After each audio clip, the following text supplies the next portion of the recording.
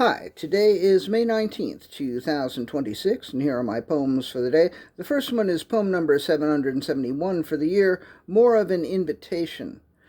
Yesterday, as I was looking at the picture I had taken of Friedrich the air conditioner, I swiped over a bit to the left in the photo and admired the brick wall of the building that I used to live in.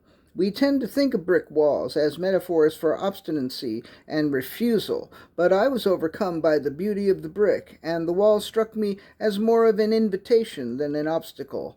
Poem number 772, The Building That I Used to Live In.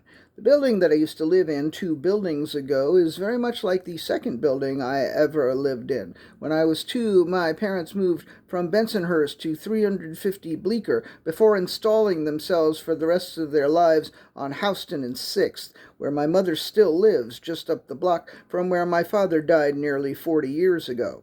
Both 350 Bleecker and 88 Bleecker must have been designed by the same architect. They seem to have the same number of floors, and they both take up the entire south side of the blocks on which they are situated.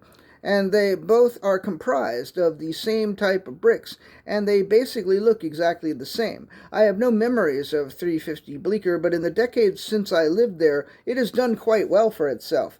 I have many memories of 88 Bleecker. It was a great place to live, but in the place after that, I woke up to the sounds of birds tweeting, and I was a block away from Riverside Park. And now the building that I live in is close to the ferry, and I take the ferry to work as often as not. Although I hate the phrase, it's all good, I have to admit, a lot of it is very, very good. Poem number 773, 350 verses 88. 350 Bleecker, which is in the heart of the village, has become much snootier than its sibling to the east.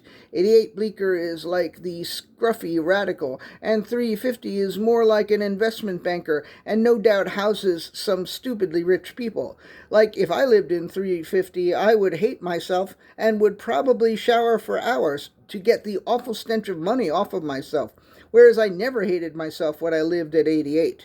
To be clear, I didn't hate myself when I lived at 350, but I was only 2, 3, and 4 years old at the time.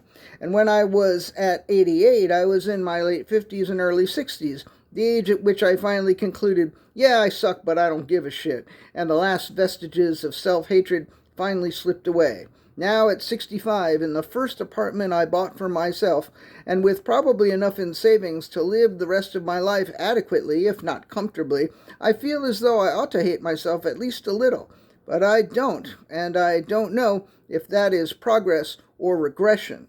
Poem number 774, Verbiage. I'm glad I didn't have to eat those last couple of poems. I'm glad I only had to write and recite them. If I had had to eat them, my belly would be so full of words I would have gotten indigestion, or if I had been unable to keep the words down, I might have had to throw them up. And although that would have been better than if I had come down with verbal diarrhea, it still would have been unpleasant. Although perhaps it would have been fun to look in the toilet after the fact and take note of the bowl's similarity to a bowl of alphabet soup. And the last poem of the day, poem number 775, Numerical Soup. The other day, instead of alphabet soup, I had a bowl of numerical soup. It is generally more fun to spell out words while eating alphabet soup than it is to put together numbers while eating numerical soup. But I had a pretty good time making 88 and 350, as well as the numbers of other addresses at which I've lived, 345, 241, and the current one, 225. As I say, it was a pretty good time. It certainly wasn't the best time ever, but it was a pretty good time. All right, that's it. Thank you. I appreciate you.